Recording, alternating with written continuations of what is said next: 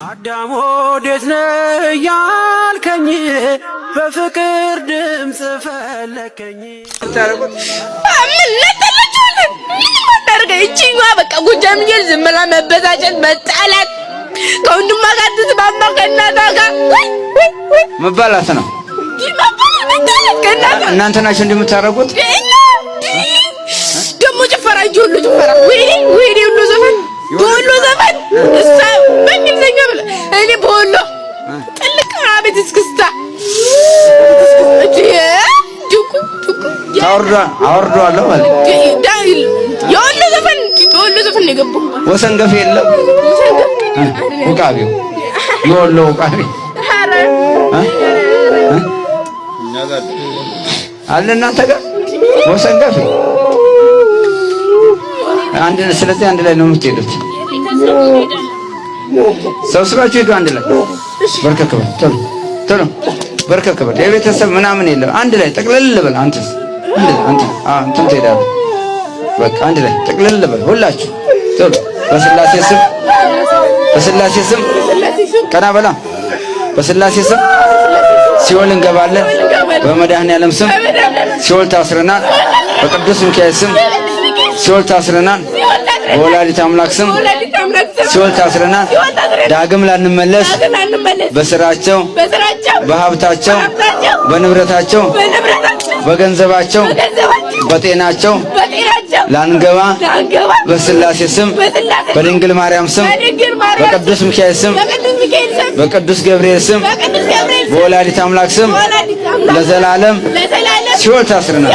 ሁለተኛ በደረሱበት አንደርስም፣ በሄዱበት አንሄድም። ምንም ስራ እንዳሰሩ በናዝሬቱ በጌታ በኢየሱስ ክርስቶስ ስም ሲኦል አስሬያቸዋለሁ። 7 ጊዜ ጮህ እናውጣ። ዲያብሎስ ተመታ በመስቀል የአዳም ልጆች ሁሉ እንበልልህ የአዳም ልጆች ሁሉ ቅድመ ሁኔታ ብለው ሊያስፈርሙን የሚያመጡት ደብዳቤ በጣም የሚያናድድ ነው። ደብተራ ብለህ ላትናገር፣ ስለ መናፍስት ላታወራ ፈርምና ቅድመ ሁኔታ ላይ የቴሌቪዥን አየር ሰዓት እንሰጣለን ብሎ ብዙ ቦታ ላይ ተጠርቼ ነበርና ያስቃል። በዩቲዩብ ተቀባይነት ስላገኘን ብቻ ይፈልጉናል፣ ግን ደግሞ ተቀባይነት ያገኘንበትን ትምህርት አይፈልጉትም። እና ብቻ ዞሮ ዞሮ ማህበራዊ ድረገጽ ስርዓቱን ጠብቀን ወንጌላችንን መረባችንን ወደ ጥልቁ በፍላሽም ጭምር እየላክን ወደ መሃል ባህር ላይ ማለት ነው ወደ ጥልቁ ወርውረው ይላል። ስለዚህ ብዙ ምዕመናንን እያገኘን ነው። ከነጨሌዎቻቸው ከነ ባዕድ አምልኮ ማምለኪያቸው ከነ ልብሶቻቸው መጥተው ይሄ ነበረ ብዙ ዓመት እኔ ግራኝ ነበር ማመልከው ይላሉ። አንዱ ደግሞ ሻምበሶ ይላል። አንዱ ደግሞ በቃ ማይሉት የለም። አየው ሙሚናት ማይል የለም። በተለይ አየው ሙሚናት የምትባለው አንዛር የማያመልክ የለም የሆነ ሀገር ላይ። ይሄ ነው ብዬ መናገር ማልፈልገው ላይ እስክደነቅ ድረስ እንዴ እናታቸው ናት እንዴ እማትታይ እናታቸው ናት እንዴ ብዬ እስክል ድረስ እና የአቴቴና የአየው ሙሚናት በአዲስ አበባ መስፋፋት ደግሞ የበለጠ በጣም ከባድ ችግር ውስጥ የከተተበት ጊዜ ነበር። የዛሬ 20 ዓመት የዛሬ 15 ዓመት አየው ሙሚናት በጣም ሰፍታ ነበረ እና ስሙ ራሱ ለሆቴል እስኪሰጥ ድረስ ስሙ ራሱ ለተለያዩ ድርጅቶች እስኪሰጥ ድረስ እና እነዚህ በሙሚናት የሚጠሩ የተለያዩ ቦታዎች ካያችሁ ዛሯ ያዘዘቻቸው ሰዎች እንደሆኑ በደንብ ያስታውቃል። በእርግጥ የሰው ስም ሊመስል ይችላል፣ ትርጉሙ የሆነ መልካም ትርጉም ያለው ሊመስል ይችላል፣ ግን ከበስተጀርባ በጣም ብዙ ጉድ አለ እና መንፈሱ የሚያዛቸው ስም አለ። መንፈሱ የሚያዛቸው መጠሪያ አለ። ከዛ አንፃር የኢትዮጵያ ሕዝብ አልነቃም እንዳንል ነቅቶማ ግን ሰይጣንን መርጧል ልንል እንችላለን። ነቅቷል ደግሞ እንዳልንል ጠቋር መልአክ ነው ብሎ ደግሞ የተሳሳተም አለ። ጭራሽ ምንም የገባው የለም እንዳንል ደግሞ ሁሉም በያለበት እኛ የምናስተምረውን ትምህርት ለማዳመጥ ገብቶ ጨርሶ መውጣት አይችልም። ይገባል፣ አቋርጦ ይወጣል። እንዲያ ነገር መስማት አልፈልግም ይላል። እኔ ላይ ስልጣን የለውም ይላል። ስለዚህ ሁሉም በራሱ ኃጢአትና በራሱ ወጥመድ ውስጥ ተይዞ በቤተሰቦቹ ትብታብ ተይዞ በዘመኑ ፖለቲካና በተለያየ አይነት የዘመኑን ልንዋጅ በምንችልባቸው ሰንሰለቶች ታስሮ የተቀመጠ ለሆነ ቀን ለማገዶ ብላችሁ ያስቀመጣችሁት የተከመረ እንጨት አድርጋችሁ አስቡት። በቃ የትውልድ በጣም ከባድ ነው። በጣም ያሳዝናቸዋል። እና እኔ ከትውልድ ውስጥ አንዱ በሆንም ከዚህ አሁን ከምነግራችሁ ህዝብ ውስጥ አንዱ በሆንም ግን ቢያንስ የዛሬ 12 ዓመት የዛሬ 13 ዓመት አንድ የገባኝን ነገር ለህዝቡ ለማስተላለፍ እስካሁን ድረስ እንግዲህ እየታገልኩ ነው። ያ የገባኝ ነገር ደግሞ ትብታባችንን ፈተን መውጣት እንዳለብን ቅድስት ቤተክርስቲያን ሁሉ ጊዜ የምትጠራን እዛው ውስጧ ሆነን እንደተተበተብን እየነገረችን አልገባም ብሎናል ነው። ኦርቶዶክስ ነን፣ ማተብ አስረናል። የተለያዩ በጣም ደስ የሚሉ ነገሮች አሉ በክርስትና ህይወታችን ላይ ግን እንደዚች መንካት እንኳን አልቻለም። ግንቡን እንስመዋለን እንጂ ግንቡ ላይ ያለውን የእግዚአብሔርን መንፈስ አላገኘነውም። አለ መንፈሱ ላይ ግንቡ ላይ ስዕሉን እንስመዋለን እንጂ ስዕሉ ላይ ያለውን በረከት አላገኘነውም። ንስሐ እንገባለን እንጂ ደግመን ኃጢአቱን እንዳንሰራ ሊከለክለን የሚችለውን ኃይል ልንቀበል አልቻልንም። ወይም ደግሞ ደግመን ኃጢአት እንድንሰራ የሚያደርገውን መንፈስ ልናውቀው አልቻልንም። ቅዱስ ቁርባን እንወስዳለን እንጂ ወደ ነፍሳችን ገብቶ ህይወት ሆኖን ለሰዎች ትምህርት መሆን አቅቶናል። እናስተምራለን እንጂ መለወጥና መለወጥ አቅቶናል። እንመራለን እንጂ መራን እንላለን እንጂ ህዝቡን መርተነው ወዴት እንደወሰድነው እንኳን አናውቅም። ህዝቡን ሰብስበን በወር አንዴ በአመት አንዴ የሚመጣውን ህዝብ ሰብስበን በታቦት ፊት ሳንቲም ከመለመን ውጪ በእውነት ከስንት አንዴ የመጣውን ትውልድ ከስንት አንዴ የመጣውን ገብርኤልዬን እወደዋለሁ፣ ሚካኤልዬን እመቤቴን እወዳታለሁ፣ መድኃኔዓለምን እወደዋለሁ ብሎ ከስንት ዓመት አንዴ ታቦት ሊያከብር የመጣውን ህዝብ የሚገርም ወንጌል አስተምሮ ጥሩ የሆነ የንስሐ ህይወት አስተምሮ ወደ ቅፉ ከማምጣት ይልቅ ብዙ ኮተትና ዝባዝንኬ እንሰማለንና ምዕመናን በጣም ከባድ ነው በአሁኑ ሰዓት።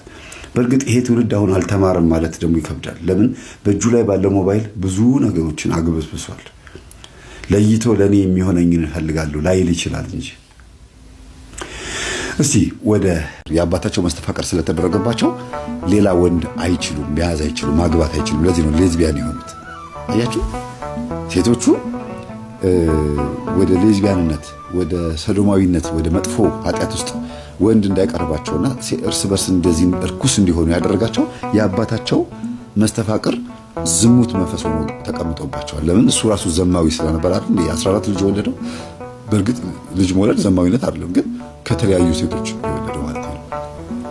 የተልከሰከሰው ዘማዊ ስለሆነ ወይም የዝሙት መንፈስ ስላለበት ነው። ክህነቱንም ያፈረሰው ያኔ ጥንት የዛሬ 30-40 ዓመት ክህነቱንም ያፈረሰው በዝሙት ምክንያት ነው። መሪጌታነቱ ነው ያፈረሰው። ስለዚህ ያ ያስፈረሰው የዝሙት መንፈስ የ14 ሚስቶች የ14 ሴቶች ባል እንዲሆን እንደገናም ደግሞ ልጆቹም እንዲወዱት መስተፋቅር አድርጎባቸው ልጆቹም ያ የአባታቸው መስተፋቅር የዝሙት መንፈስ ሆኖ ገብቶባቸው ሁሉም ሌዝቢያን ሆኑ እና የሁሉንም ስልክ ስጪ ላኪልኝ አልኳት የሴቶቹ። ከዛ የአንደኛዋ ልጅ ላከችልኝ። አንደኛዋ ልጅ ትደውላታለች። አባቴ እንዴት ነው ብላ ትደውላለች። ደህና ነው ትላለች። እና ከዛ ደወልኩላት፣ ውጭ ሀገር በቴሌግራም ደወልኩላት። እኔ መምህር ተስፋ ይባላለሁ ብዬ ነገር እሺ አለችኝና አንድ ምነግርሽ ታሪክ አለ። ያ ምነግርሽን ታሪክ ስሚውና የሚሰማሽን ትነግሪኛለሽ አልኳት። እሺ አለችኝና የአባቷን ታሪክ ስሙን ሳልጠቅስ እንዳለ አሁን ለእናንተ ማብራራላችሁን የመንፈሱን ስራ እንዴት ክህነቱን ማፍረሱ የዝሙት መንፈስ እንዴት 14 ልጆች እንዴት እንደወለደ ማለት ስነግራት የአባቷ እንደሆነ ገብቷታል። ግን ስትሰማው የተንቀጠቀጠች ነው የሰማችው። ያ የዝሙት መንፈስ እናንተ ላይም አለ። የአባታችሁ የዝሙት መንፈስ ደግሞ እናንተ ላይ ካለ ሌላ ባል እንድታገቡ አይፈልግም። ውስጣችሁ ያለው አይነ ጥላ ውስጣችሁ ያለው የአባታችሁ የዝሙት መንፈስ አይነ ጥላ ሆኖባችሁ ስለተወለደ ሌዝቢያን ሆናችኋል። እርግጠኛ ነው። እኔ ሌዝቢያን መሆናቸውን አላውቅም ነበር። በነገራችን ላይ ይቅርታ አድርጉልኝና አሁን አደበላለኩባችሁ። እርግጠኛ ነኝ ትዳራችሁ ጥሩ አይደለም ያልኳቸው። ትዳራችሁ ጥሩ አይሆንም፣ እንደው ፍቅረኛ የሚያዝም ትቸገሩ ይሆናል፣ እንደው ብታጫውቺኝ ብታወሪኝ አባታችሁን ንስሐ እንዲገባ ላደርግ ፈልጌ ነው። ይሄን ሁሉ ነገር ስነግርሽ ግን አባትሽን ሊገል የሚፈልግ ሰው አለ ከወንድሞችሽ መካከል። እንደገናም ደግሞ ይሄን ታሪክ የነገሩኝ እማማ ገሌ ይባላሉ። እሳቸውም እንደዚህ የሚባል ልጅ ከአባትሽ ወልደዋል። ሁሉንም ለማግኘት እየሞከርኩ ነው አልኳት። ከዛ አዳምጣ ጨርሳ መምህር ተስፋ ያለችኝ። አቤት አልኳት።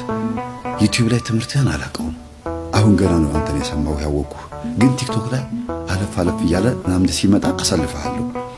እባክህን ለወንድሞቼና ለእህቶቼ እንድናገር ፍቀድልኝና ይሄን ላስተላልፍላቸው አለችኝ። በትኛው አልኳት። ለሁሉም በተነችላቸው። ምክንያቱም እንትን አላቸው ኮሚኒቲ አላቸው። ይሄ ልጅ ብቻ ነው እዛ ማህበር ውስጥ የሌለበት። ይሄ ሊገለው የሚፈልገው ልጅ ብቻ ይሄ ወንድምና እህት ማህበር ውስጥ የለበትም። 13ቱም ልጆች ግን የቴሌግራም ግሩፕ አላቸው እና በቃ ማለት የሞቱት ሞተው ቀርተዋል። 3ቱ በበረሃ የሞቱ አሉ። የተቀሩትን ነው ብላችሁ ይቅርታ፣ የተቀሩት ህብረት አላቸው እና ኢትዮጵያ ውስጥ ያሉትም ውጭ ያሉትም አረብ ሀገር ያሉትም ምናምን በስልክ ይገናኛሉ። ለሁሉም በተነችላቸው ስንት ይቀራሉ ማለት ነው? 9 ናቸው ማለት ነው አይደል? 13ቱ ከሞቱ 11 ነበር የሚሆኑት። እሷ ሰማች። ከዛ ደግሞ ይሄኛው ሊገለው የሚፈልገው ልጅ ሲወጣ አጠቃላይ ስንት ይሆናሉ የሰሙት? 9 ናቸው ማለት ነው የሰሙት። ከዛ ተሳካልኝ። የተሳካልኝ ምንድነው? ልጅቷ በጣም የዋህ ናት። መጀመሪያ ያገኘኋት ልጅ። ከዛ መምህር ተስፋ ያለችኝ ለሊት 6 ሰዓት ደውላ አቤት አልኳት። ወንድሞቼ እህቶቼ እያለቀሱ ነው አለች። ምን ነው? አባታችን እኮ እየመጣ በሌሊት በህልም ይገናኘናል። ይሄ ነገር እርስ በርስ አውርተንበታል፣ ግን ግራ ገብቶን ነበረ። እኛ ሴቶች ሁላችንም መጥተው አባታችን ይገናኘናል በህልማችን፣ ግን አይገባንም ነበረ። ለእህቴ ነግሬያት ኧረ እኔም እንደዚህ ችግር አለብኝ ብላ ነበረ አለች። ወንድሞች ኧረ አንደኛው ወንድሜ ሌዝቢያን እንትን ሰዶማዊ ሳይሆን አይቀርም፣ መናገር ደብሮት ነው እንጂ ሰዶማዊ ሳይሆን አይቀርም። ምክንያቱም በተደጋጋሚ አግብቶ በተደጋጋሚ ፈቷል። እንደገናም ደግሞ ልጆቹንም ዞር ብሎ አያይም። ብቻ ደስ የማይል ነገር ነው ሚስቱ የነገረችን። የሆነ ደስ የማይል ነገር ነው የነገረችን ሚስቱ። ወንድማችሁ ሳይበላሽ አይቀርም እና ልፈታው ነው፣ ጤነኛ አይደለም፣ ወንድ ከወንድ ጋር ሳይነካካ አይቀርም ብላ አልቅሳ ነው የነገረችን። እና የሆነ ችግር አለ ብላ ነገረችኝ። እና በሉ ሁላችሁም ትምህርቴን አዳምጡ። እግዚአብሔር አባታችሁን የሚበቀለው በፍቅር ነው። ያ ሊገለው የሚፈልገው ሰው ሳይገለው፣ ያ ወንድማችሁ ሳይገለው እንድረስ አልኳቸው እኮ። አንተ እሱን ጥራልን፣ እኛ እዚህ ችግር የለውም፣ እሱን ጥራልንና አባታችንን እንዳይገለው ክርስቶስ ሥጋና ደም ሳይቀበል እንዳይሞት አባታችን አለችኝ። ገና እኮ ትምህርቱ መደመጥ ሳትጀምር ነው። ይሄን ብቻ በእርግጥ ወደ 50 ደቂቃ የሚሆን ቮይስ ነው የላኩላቸው፣ ድምጽ የላኩላቸው። በዛ ውስጥ ጥንቅቅ አድርጌ ስለ አባታቸው ተናግሬ ምክር ምን ብዬ ባልኩት ነገር ተምራለች ልጅቷ። እና እህቶቿና ወንድሞቿ እስከሚያዳምጡ ድረስ የተወሰነ ደግሞ የኔን ትምህርት አዳምጣለች። እና አባታችን ቅዱስ ቁርባን ሳይቀበል እንዳይሞት እኛም መምህር ቃል እንገባላለን፣ ከዚህ ቆሻሻ ነገራችን እንወጣለን አሉኝ። እንዴት እንደነገሩኝ ልንገራችሁ ሌዝቢያን መሆናቸውን። መምህር 5ቱም ተማማቾች እኮ ወንድ አንፈልግም አለች። ሌዝቢያን ስላት ጊዜ አዎ እንደዛ ነው በቃ እኛም ባክህ ችግር አለብን፣ በቃ እንዳልከው ነው የሚሆነው። እርግጠኛ ነኝ ትዳራችሁ ጥሩ አይደለም፣ ምክንያቱም አባታችሁ የዝሙት መንፈስ አለበት፣ የአባታችሁ መስተፋቅር እናንተ ላይ ካለ እናንተ ጥሩ ነገር አትኖሩም ስትል በቃ መናገር እንዳለብኝ የተረዳሁት አለች። እና እውነት በትክክል ሌዝቢያን ናቸው ስላት ጊዜ በቃ 5ቶቻችን በቃ በዚህ ነገር ላይ ገብተንበታል አሉ።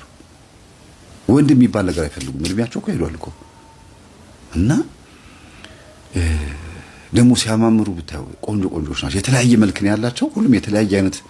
ለምን ሰውየው መርጦ ነው የሚያገባው፣ መርጦ ነው የሚወልደው፣ መርጦ ነው የሚገናኘው የሚወልደው ልጆቹና ቆንጆ ሴቶችን የሚያጠምዱ። የሰው ሚስት እየቀማ ባሎቻቸውን እያሳሰረ የሰው ሚስት እየተገናኘ እያስወለደ ጽንስ እያሳሳተ ማለት ነው። እና እንዲህ ያደረገ ነው የወለዳቸው ልጆቹ። እና የአባታቸውን ታሪክ ሲሰሙ ደነገጡ። ለካኔ እንደሰሙት ለመጀመሪያ ጊዜ እንዲህ አይነት ሰው እንደሆነ አያውቁም። ማለት ከተለያዩ ሴቶች መወለዳቸውን እንጂ የሚያውቁት ይሄ ደርግ ባለስልጣን ሆኖ በመተት በድግምት እንደሚሰራ ምናምን ጥበበኛ እንደሆነ ምናምን አያውቁም። በፍጹም አያውቁም፣ በፍጹም። እና እውነት ነው አባዬ ማን ብለን ጠይቀው ወይ ብለው ተጣልተው ነበር። ለኔ ሳይነግሩኝ ደውለው ሁሉ ሊያጣሩ ነበረ። እረፉ፣ እውነት እንዳወቃችሁ ካወቀ ድጋሚ መንፈስ ይልክባችኋል የሚል ቮይስ ነው የላኩላቸው። እና አልፈው ተቀመጡ። እግዚአብሔር ረድቶኝ እነዚህን እህትማማቾች መጽሐፍ ቅዱስ አስተምሬ የሃይማኖት ትምህርት አስተምሬ ኮርስ የሚባለውን ትምህርት የሥላሴን አንድነት መናፍቅም ይሆኑ አሉ። ከሴቶቹ ከሌዝቢያን መካከል 2ቱ መናፍቅ ናቸው። ፕሮቴስታንት ቸርች ውስጥ ካሉት ከሚያገኟቸው እህቶች ጋራ በሌዝቢያንነት ተጋብተዋል። ጭራሽ እዛ ውጭ ሀገር ማለት ነው። ፕሮቴስታንት ቸርች ውስጥ ከሚያገኟቸው እህቶች ጋራ ተጋብተዋል በሌዝቢያንነት። ያው ጋብቻ መፈጸም ሳይሆን ያው በቤት ውስጥ እንደ ባልና እንደ ሚስት ይኖራሉ፣ ሴትና ሴት ማለት ነው። የሰውየው ውጤት እንግዲህ ይሄ ነው። የድብትርና ውጤት ይሄ ነው። የጥንቆልና ውጤት ይሄ ነው። ታዲያ ይሄ ቅጣት ነው ወይ ብትሉኝ፣ ይሄ ቅጣት አይደለም። ይሄ እርግማን አይደለም። ይሄ ምን አይደለም። ይሄ መቅሰፍት ነው። ቅጣት እኮ በምድር ላይም በእስር ቤት መቀጣትም አለ። መቅሰፍት ነው ይሄ። እና ታዲያ ይሄ ሰውዬ እንደዚህ አይነት ግፍ ሰርቶ እንደገና የወለዳቸው ልጆች ደግሞ እንዲህ ኃጢአትን የሚያባዙ ከሆነ እግዚአብሔር ለምንድን ነው የሚፈቅድለት? እና ምን ይሁን ታዲያ? ልጆቹን ይግደላቸው? እግዚአብሔር ከተፈጠሩ በኋላ ምን ያርጋቸው? እንዲድኑ ነው እንጂ ይሄ መንገድ የሚያመጣላቸው ኃጢአቱን እንዳያስፋፋ በህሊናው እየመጣ ወቀሳውን ማድረጉን እግዚአብሔር አያቆምም። ግን ኃጢአቱን አስፋፍቶ ድግምቱን ድብትርናውን አስፋፍቶ ልጆች ወልዶ እግዚአብሔር ደግሞ እነዚህ ልጆች ይሰበስባል። ቀን ደርሶ ተሰበሰቡ። ይኸው የሞቱትን ደግሞ በጸሎት ያስቧቸዋል። የሞቱትም ያው እንግዲህ ቀረባቸው ንስሐ። እንግዲህ እግዚአብሔር ነፍሳቸውን ይማር፣ በበረሃ ሄደው የሞቱትን ማለት ነው። እና እነዚህ ልጆች ህብረት ፈጥረው ወንድሞቻቸውንም ጠርተው በጣም ደንግጠዋል። ወንድሞቻቸው ራሳቸው እውነት በትክክል የሚገርማችሁ 5ቱ ሴቶች የኔን ትምህርት በደንብ በማዳመጣቸው ወንድሞቻቸውን መለሱልኝ። 4ቱንም ወንድሞቻቸውን ወደ ትምህርቱ አመጡልኝ። ከዛ እኔ ደግሞ በጎን አባቱን እንዳይገል ልጅቷን ደውላታለሁ፣ ሰራተኛው ማለት ነው። ዛሬስ መጥቶ ነበር? ይመጣል፣ በሳምንት 2-3 ይመጣል። ግን እንዴት አድርጌ ነው መገለው እያለ እየመረጠ ነው የሚሄደው። እና ይሄንን ጨምሪበት ብሎ የሆነ ፈሳሽ ነገር ሰጥቶኝ ደፋሁትና ውሃ ነው ያደረኩት። ውሃ አድርጌ ሰጠሁት፣ አይኑ እያየ ይሄንን ጨምሪበትና አምጪ ብሎኝ ውስጥ ገብቼ ያንን የሰጠኝን ደፍቼ ሌላ ውሃ ጨምሬ ነው አመጣሁትና ጨመርሽ ጊዜ በግንባሬ አዋልኩት። ከዛ በቃ ከዚህ በኋላ አንጀቱ ሲበጣጠስ ነው የሚኖረው፣ አይኔ እያየ ተልቶ ነው የሚሞተው ይሄ ሰውዬ ብሎ ባለፈው ሳምንት አንተ ከመምጣት በፊት እንደዚህ አድርጎኛል አለ። ስለዚህ ይሄ ልጅ አሁንም የሆነ ነገር እንኪ ጨምሪበት ማለቱ አይቀርም አልኩኝና ልጁ ማግኘት አለብኝ ብዬ ልጁን አገኘሁት። ከዛ አባት ልትበቀል እንደሆነ ሰማሁ ስለው ጊዜ ማን ነገርህ አለኝ። እማማ እንደዚህ የሚባሉ እና ከእናትህ ጋር ያወራሉ ስለው ጊዜ እሺ ነገሩ ትክክል ነው። በቅዱስ ቁርባን አቃጠለኝ፣ በንስሐ አቃጠለኝ። ልጆቹም ምኑ ሁሉ ህይወትን አበላሸሁት እኮ እኔ እኮ አባቱ አጎቶቹ ሁሉ ቤተሰቡ መስቀልቅሉን አውጥቼ በጉድጓድ ከተትኳቸው። ይገርማል። ተጫወተብኝ እኮ ይህ ዱርዬ እኮ ተጫወተብኝ። ዱርዬ ተጫወተብኝ። ትልልቆቹን አጠፋች። ቀዝቅዞ ስነ ስርዓት ያዛ። ምን አመሰለው? እስቲ ወደዚያ ዙሮ ምን አመሰለው? እስታየው እስቲ ምን አስመሰለው? ምን አመሰለው? እስቲ 2 ዓመት ብሎ አዲስ አበባ ኮት ደብቄ ነው የመጣሁኝ። በኮንቴነር ነው የመጣው። ከአዲስ አበባ ተደብቄ የመጣሁኝ መጥቼ ነበር 2013።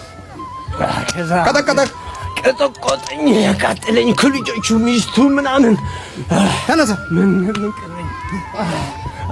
ፈሪዎቹን ከነሽማግሌዎቹ እና ከነናቶች ይዟቸው ሄደ።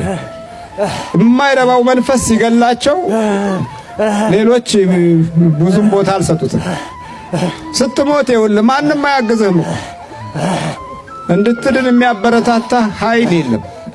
እንድትጠፋ ችግር የለም። ለመጥፋት ችግር የለም። ሁሉም ያግዝሃል። መሬቱም፣ ጠባዩም፣ አየሩም፣ ጊዜውም፣ ዘመኑም ሁሉም ያግዝሃል። በልተዘጋጅ ባትሉ ተከሰነቱ በኢየሱስ ክርስቶስ አንድ ቀን በስላሴ ስም በወላዲተ አምላክ ስም በስላሴዎች ስም ሲኦል እንገባለን። በናዝሬቱ በኢየሱስ ክርስቶስ ስም ሲኦል ታስረናል።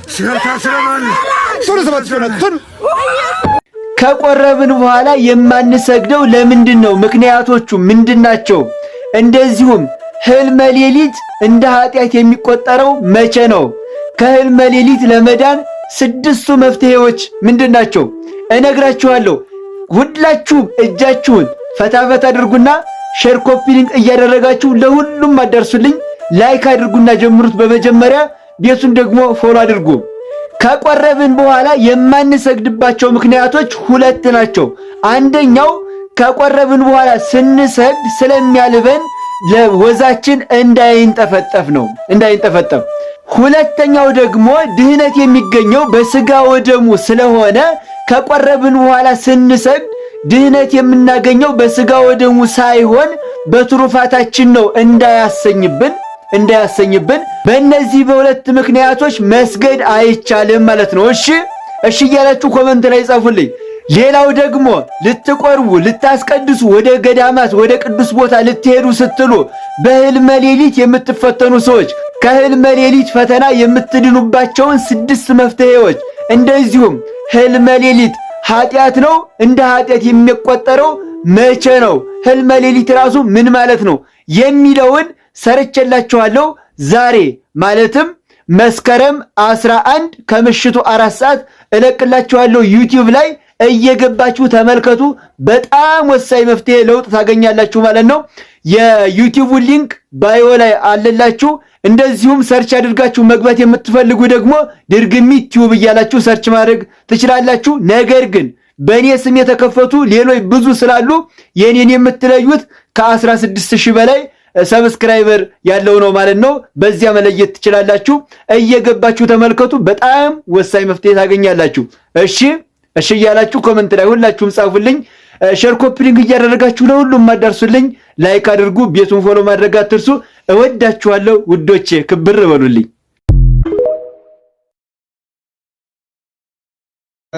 ቤተ ክርስቲያን መሄዳችንና ሁልጊዜ ቆመን ማስቀደሳችን የመናፍስትን ሕልውና አያርቀውም። እንደዛማ ቢሆን ኖሮ ይሄ ሁሉ የክፉ ጠላት ኃይል እዚህ ደረጃ ላይ ባልደረስን፣ ብዙ ምቀኞችን ባልወለድን፣ ብዙ ተንኮለኞችን ባላፈራን፣ ብዙ ስግብግብና መሰሪዎችንም ባልፈጠርን። ለነዚህ መፈጠር ምክንያት አንዱ ራሱ ውስጣችን ቤተክርስቲያንን የተለማመደው መንፈስ ክፎች እንዲገኙ የበለጠ አድርጎታል። ቤተክርስቲያን የምንገኘው እኮ እንደውም ጭራሽ ለነገር የሆነበት አጋጣሚ ሰፊ ነው። ቤተክርስቲያን በመሰረቱ ለመቀደስ፣ ለመባረክ፣ ለበጎ ስራ፣ በዘመኑ ላሉት ውድቀቶች ለመጸለይ፣ ለመታረቅ፣ ለሽምግልና ጸጋ እና ትውልዱ ራእይ እንዲኖረው እግዚአብሔርን ለመማጸን ነው ቤተክርስቲያን። ይሄ ሁሉ አእምሯችን ውስጥ የለም። እንደውም ድፋልኝ፣ እሰርልኝ፣ አውድምልኝ መሰረታዊ የሆነበት የጸሎት አንዱ አካል አድርገን የምንመላለስ ነን እና ስለዚህ የግድ ቤተክርስቲያንን የተለማመዱ ዛሮች ያኗኗራችንን ፍጻሜ ወደ መከራ እንዲገባ የሚያደርጉ ናቸው ማለት ነው። መተን አልተቀደስንም፣ አስቀደስን እንጂ አልተቀደስንም። ስለዚህ በማስቀደስ ሰይጣን ይወጣል ብለን መገመት እንኳን ተቀድሰንም እንኳን ይዋጋል፣ እንኳን እያስቀደስን የምንወጣው ቀርቶ። ስለ መናፍስት ግንዛቤው ከሌላችሁና መናፍስት አሉ የሉም ብላችሁ የምትጠራጠሩ ከሆነ ቅዳሴ ሄዳችሁ ዝም ብላችሁ ቅዳሴ አስቀድሱ፣ ቁሙና አስቀድሱ። ከዛ በኋላ ስታዛጉ፣ ስታንጠራሩ፣ ሀሳባችሁ ሲበተን፣ ስትወጣጠሩ፣ ሲደክማችሁ በቃ እነዚህ ምልክቶች መንፈስ የመኖሩ ምልክቶች ናቸው። ይሄ ደግሞ ካለ ሰው እንዴት እህል 100 ኩንታል 50 ኩንታል ተሸክሞ ቆሞ ቴሌቪዥን ያያል? አያይም። እንደዛ እኮ ማለት ነው። መናፍስት ማለት እኮ ጸሎት ክፍል እያለ መስራት እየተቻለ መስገድ፣ መጾም፣ መጸለይ እየተቻለ ቁጭ ብሎ ቴሌቪዥን ማየት፣ ሸክም ተሸክሞ መንፈስን ተሸክሞ ረጅም ሰዓት ቁጭ ብሎ ቴሌቪዥን ፊልም ማየት፣ ለጸሎት ግን 10 ደቂቃ ቁንጣን ይሆንብናል። በቃ መከራ ይሆንብናል። እና ብትችሉ ለመዳን ራሳችሁን አፍጥኑ። ለመሞት አይደለም። ሟች ሲገሰግስ ማነው ገዳይ ሲያረፋፍድ ሟች ይገሰግሳል የሚባል ነገር አለ። ዲያብሎስ ስቃይ ሆኖበት መከራ ሆኖበት ቤት ውስጥ ያለው ስዕል፣ በር ላይ ያለው ጸበል፣ ማተባችን፣ ትንሽ የምትሆን የዋህነታችን እምነታችን እሷ ይዛው አልገባ ብሎ ገብቶ እኛን አልገድል ብሎ ተቸግሯል። እሱ ያረፋፍዳል። ገዳይ ሲያረፋፍድ ማለት ይሄ ነው። ሰይጣን በእግዚአብሔር ኃይል ተይዞ እኛ ግን ና እያልነው ነው። በግድ ና ግባ እንጂ ስትሉት ኧረ እናንተ ትፈልጉኛላችሁ ግን መግባት የማልችልበት የሆነ እድል አላችሁ፣ የወደፊቱን ህይወታችሁን አንብቤዋለሁ ይላል። አንብቤዋለሁ ግን በፊት የምትሆን ነገ እንደምታዋርዱት ስለሚያውቅ ዛሬ ተጠንቅቆ ነው የሚያችሁ። እንዲያውም ና ስትሉት ሁሉ አይ አልገባም ቆይልና በሌላ ነው የሚመጣው፣ በሌላ አዙሮ ነው የሚመጣው። ለምን እናንተ ሰይጣንና እንዳላችሁት አታውቁም። ቴሌቪዥን የጸሎት ሰዓት ላይ ቴሌቪዥን ማየት ሰይጣንን መጥራት ማለት ነው። ከሰው ጋር ተጣልቶ አለመታረቅ ሰይጣንን መጥራት ማለት ነው። ክፋት ማሰብ፣ ተንኮል ማሰብ፣ መተት ማሰብ ሰይጣንን መጥራት ማለት ነው። ቤተክርስቲያን አለመሄድ ራሱ ሰይጣንን መጥራት ነው። ና ብሎ ግባ ማለት ነው። ሰው ሸክምን የሚያክል ነገር ተሸክሞ እንዴት ነው ተዘናግቶ የሚቀመጠው? አልወጣም ይበል ከፈለገ። እናንተ እግዚአብሔርን አመልኩት። ተመችቶኛል ብሎ አይቀመጥም። እግዚአብሔር እናንተ በቅንነት በንጽህና በንጹህ ልቦና እያመለካችሁት ሰይጣን ተመችቶኛል ብሎ አይቀመጥም። እሞክራለሁ፣ እጋደላለሁ፣ እፋለማለሁ፣ ትንሽ እቆያለሁ ነው የሚለው። ብዙ ጊዜ ውጣ ሲባል አይ ልጅቷ ትፈልገኛለች ነው የሚለው። ለምን ሲባል የሆነች ክፍተት አግኝቷል። ተናዳጅ ልትሆን ትችላለች፣ ዘማዊ ወይም ቅንዝረኛ ወይ የሆነ ነገር ብቻ ብዙ አላስፈላጊ የሆኑ ባህሪዎች ውስጣችን አሉ፣ የተሰገሰጉ የተሰነቀሩብን። እነሱን ስንጥሮች አውጥተን ማስተንፈስ አለብን የተነፋውን ልባችንን። ከዛ በኋላ ዲያብሎስ በዛች ቀዳዳ በኩል ይወጣል። በትህትናም ሊወጣ ይችላል፣ በማልቀስ በእንባ። በተለይ ደግሞ እግዚአብሔር ፊት ድፍት ብሎ በማልቀስ እግዚአብሔር ወይ ማረኝ ብሎ ወደ እግዚአብሔር ማሳሰብ፣ መላእክትን እርዱኝ ብሎ ማሳሰብ፣ እኔ አቅም የለኝም ብሎ ለእግዚአብሔር ራስን ማስረከብ። ከዛ በኋላ እግዚአብሔር ስራውን ይሰራል እንጂ ሁልጊዜ በተለይ መናፍስትን ካወቅን በኋላ ደግሞ የምንጎዳ ሰዎች ናቸው። አሁን የባስ ነው። ካወቅን በኋላ በቃ ታገልኩ እምቢ ብሎኛል ምን ይሻላል ብለን እንዘናጋለን። ያ መንፈስ የተቀመጠው እኛ እንድንበረታስ ቢሆን እንዲህ አባ እንጦንስ እስከ መጨረሻው ድረስ ገነት እስከሚገቡ ድረስ ሲፋለማቸው አልነበር እንዴ? ማን የትኛው ቅዱስ አባት ነው በመንፈስ ያልተፈተነ? እንኳን እኛ ተራዎቹ ቀርቶ እና ይሄንን በልባችሁ ያዙልኝ። እስካሁን ድረስ ስለነበረው ሰዓት ሁሉ የአምላካችን ስም የተመሰገነ ይሁን። ይህንን ትምህርት አዳምጠን ህይወታችን እንዲለወጥ የፈቀደ አምላክ ስሙ የተመሰገነ ይሁን። ቤተሰቦቻችን ስለተቀየሩና በተለይ አምስቱም ከፕሮቴስታንት እምነት በተለይ አራቱ ከፕሮቴስታንት አንደኛው ደግሞ ከፓጋንነት በሉት ተቀይረው መጥተው እኔ ለመቆረቢያ ልብስ በነፃ ለምሰጠው መጥተው ከፍለው ነው ልብሱን የወሰዱት። ካንተ ብንወስድ ይሻላል ብሎ እኔ ግን ይሄን አልፈለኩም በነፃ ነው የምሰጠው እያልኳቸው አይ ይሄንን ብር መልሰህ ግዛበትና አምጥተህ ተካውን ያሉኝ። ከሽሮ ሜዳ ሄደው መግዛት አላቃታቸውም፣ ግን ቤተሰባዊነት ስሜት ለመፍጠር ነው። አዳም ወዴት ነህ ያልከኝ በፍቅር ድምፅ ፈለከኝ። አልብሰኝ ነጩን ልብስ እወድሃለሁ ኢየሱስ፣ አከብረሃለሁ ክርስቶስ።